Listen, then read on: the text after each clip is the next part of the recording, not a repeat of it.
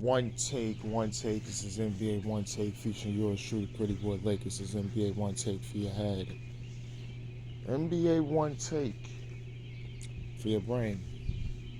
Coming to you live from Beacon, New York. This is NBA One Take, April 15, 2023. This NBA play-in situations. NBA play-in situations. NBA play-in situations.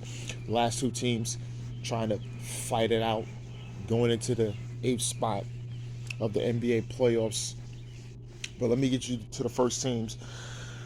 Is the Bulls versus the Miami Heat. It was high pressure, high stakes.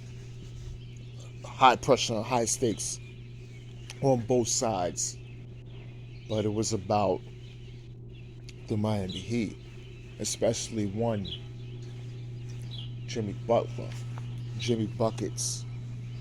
He willed his team. He willed them to this victory because he knew he had to get them in the playoffs no matter what.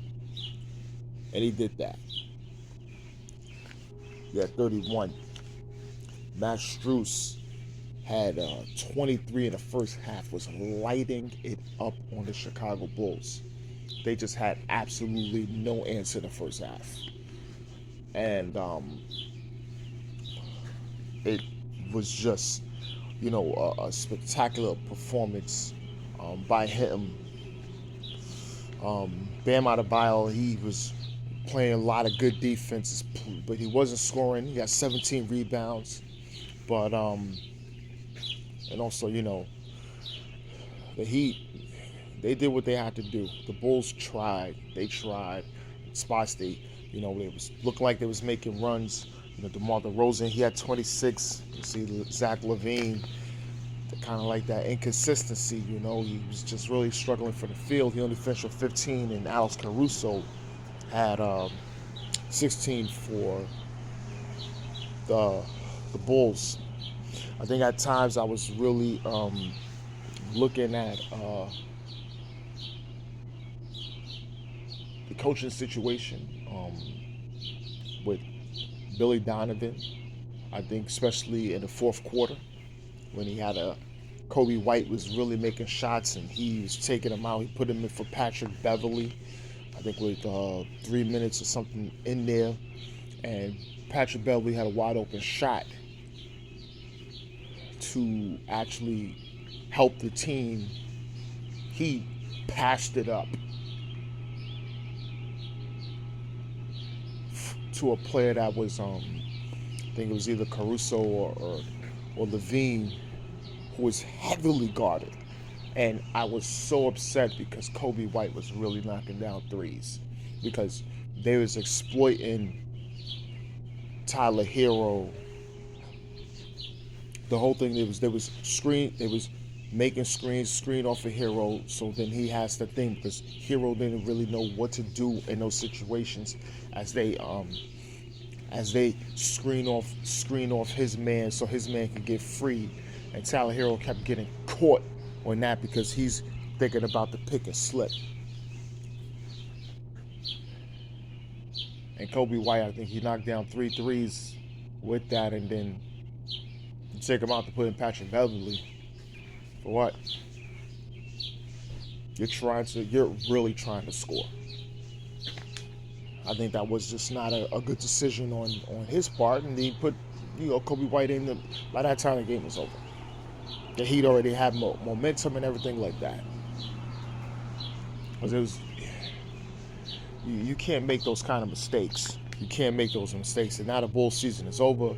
Nikola Vucevic saying he will resign, but also he has to explore his options and think. I don't know. I think Vucevic had some chemistry with him and LaVine, but I think that whole him, DeRozan, and thing, it's not working unless Lonzo Ball is there. And his status is still uncertain on when is he coming back next season. That's why I was saying the Bulls, this pending breakup of the team most likely is going to happen soon. They're one of the teams that are able to acquire so talent. So they're gonna try to blow up and get as much draft compensation they could go forward and possibly build from there. And the next game is so the Heat is gonna go up against the Bucks. I don't really know what's gonna happen in that. People predicting a slaughter. I don't know. They may fight. We'll see. But I don't think a slaughter. I don't think, they say gentleman's sweep. I don't know. Possibly. I don't know. But some close. I think I give them 5 games. The way the Bucks been playing. I don't know. But, like I said, they had a lot of rest, so I don't know. They make it still 2. And the next game of the night is the Thunder versus the Timberwolves. And Minnesota really smashed the Oklahoma City Thunder. They smashed them. They played bully ball. Cat Towns, he just made sure that they're not able to win in this. Karl Anthony Towns made sure they won this. He had 28 and 11. Rudy Gobert was a monster coming back after suspension. He had 21 and 10 rebounds. He was really scoring, doing all his damage inside. Anthony Edwards finished with 19 and 10. But they really made sure they wasn't going to make sure they wasn't gonna make it easy for the Thunder. And Nickeil Alexander-Walker, he played really defended. And most of the times, his cousin Shai Gilgeous-Alexander limited him to 22 points. Not a good shooting percentage. Jalen Williams finished with 17. J. Will. And Lou Dort finished with 17 also for the Thunder. So the Thunder season is over. The Timberwolves will be going up against the Nuggets. And I told people since from the jump, I said, I